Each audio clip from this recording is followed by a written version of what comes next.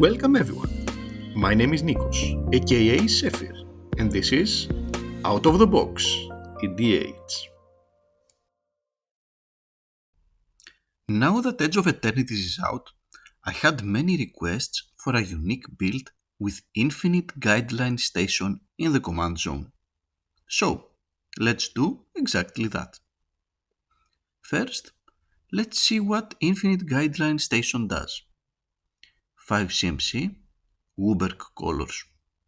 When Infinite Guideline Station enters, create a tapped 2/2 colorless robot artifact creature token for each multicolored permanent you control. Interesting ability, it rewards generic multicolored good stuff mostly, with a bigger, colorless but still, board presence. Station 12 plus. 7/15 flying. When Infinite Guideline Station attacks, draw a card for each multicolored permanent you control. This is even more powerful. There are some ways we can go with this commander. We could go for a generic run-of-the-mill good stuff deck, but I find this kinda boring. There are countless other commanders that can be built on the same premise. What I originally thought when I first saw the card though was Robot Tribal. But Sephir, I hear you ask, aren't the vast majority of robots colorless or one-colored? How we can make this work? But we do have a category of robots that many of them are multicolored and very fun to play with. Of course, I'm talking about Transformers. This is a robots tribal with a Transformers subtheme. We will put as many multicolored Transformers as possible. Most Transformers provide fun abilities on their own, and we will cover the rest of the deck with other multicolored robots or tribal shenanigans. So, let's move to the actual deck. As said before, we will use as many multicolored Transformers as possible. Optimus Prime, Megatron, Goldbug, Soundwave, Archie, Cyclonus, Blaster, Flame War, and Ultra Magnus are all in. There are a few other robots that can be useful to our concept. Interceptor Mechan has a generically useful recursion ability. Liberty Prime can be used as a card advantage engine while being a big beater or a good station enabler. And Mendicant Core can become really big while also providing us with an amazing boost at max speed. Rex is a good doggo that can create many fun and unique shenanigans, and Pinnacle Emissary can create a board of drones really fast. Finally, Sakashima the Impostor and Sakashima of 1,000 Faces can copy any creature of ours and still go around the legendary rule, since the Impostor retains his name and 1,000 Faces has its own static ability. Have you noticed that most of our robots are also legendaries? There are many ways we can take advantage of that. Annie joins up makes all our triggered abilities trigger twice, including the Infinite Guideline Station. Rakdos joins up provides recursion and something to prevent opponents from targeting our stuff. Vraska joins up provides us with another card advantage option.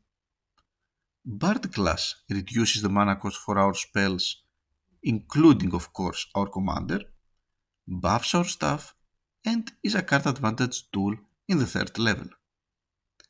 Dihada works as a buff, card advantage, or ramp engine. Serapharon gives us a very useful mana reduction option and a big buff. And finally, Relic of Legends, the first non-multicolored permanent we see in this list, is an amazing ramp option. Of course, we will also use plenty of tribal stuff. Pyre of Heroes can instantly tutor a robot in play, provided it is in the right CMC. Kindred Discovery gives additional card advantage. Black Market Connections provides card advantage, ramp, and an additional body robot each turn. Cryptic Gateway is a fine way to cheat big creatures in play at flash speed. Urza's Incubator provides a powerful discount. Maskwood Nexus turns every creature in our deck into a robot. And finally, Patriarch's Bidding is a mass recursion option that favors us. Our list will feature a few non-robot creatures as well, but they are powerful and synergistic enough to earn their spot. First, we have Tetsin, Gnome Champion, who gives an alternative way to transform any of our transformers. Then we have Joyra, a powerful card advantage option, and Joda, an all-around powerful card for any list with a legendary theme. Finally, Sahili, the Sun's Brilliance, can copy our commander each turn for a chunk of robots. Speaking of Sahili, copying is a tool that we will use in this deck, either for our robots or, more importantly, on our commander. Sure, the copy will die due to the legendary rule, but we have a powerful ability that will trigger for even more robots. Thus, we will also have copy artifact, molten duplication, and Sahili Ray. For ramp, we will use a combination of mana rocks and land ramp. We have the usuals Soul Ring, Arcane Signet, as well as the before mentioned Relic of Legends. Then we have the Sacred 5 of the Green Ramp, aka Farsick, Rampant Growth, 3 Visits, Nature's Lore, and Sakura Tribe Elder, as well as the 3 CMC, Cultivate, and Kodama's Reach. For removal, we will use the classics Source to Plowshares, Path to Exile, Assassin's Trophy, as well as Force of Vigor, and, since we play 5 color, Leyline Binding. Finally, we have Phyrexian Scriptures and Toxic Deluge as our mass removals of choice.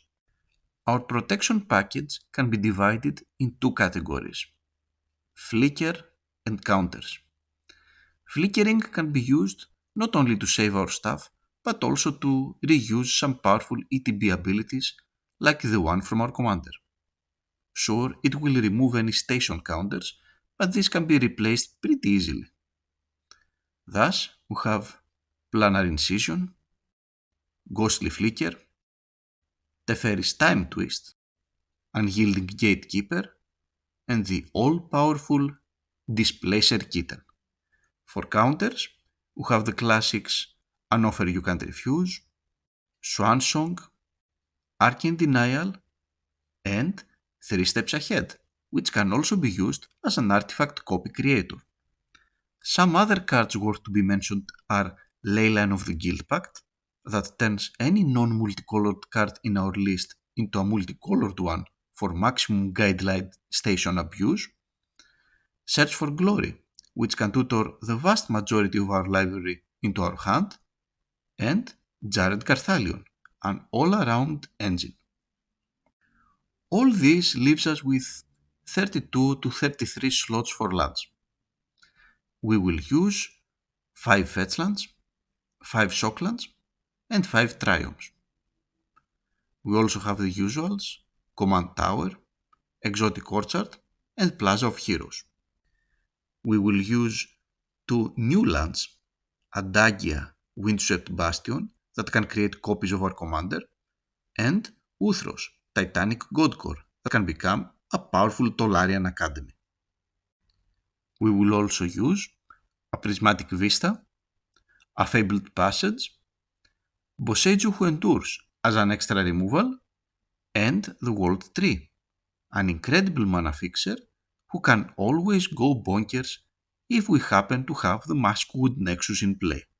This leaves us space for about 9 basics, giving priority to the forests because of the ramp package, and the islands because of the general mana of our selected cards. And that's it.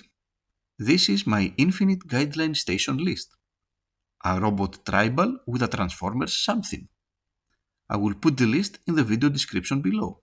And if you like what you see, don't hesitate to join my Discord for free, where all my public and personal lists are uploaded. See you around! Thanks for watching. and see you in the next video.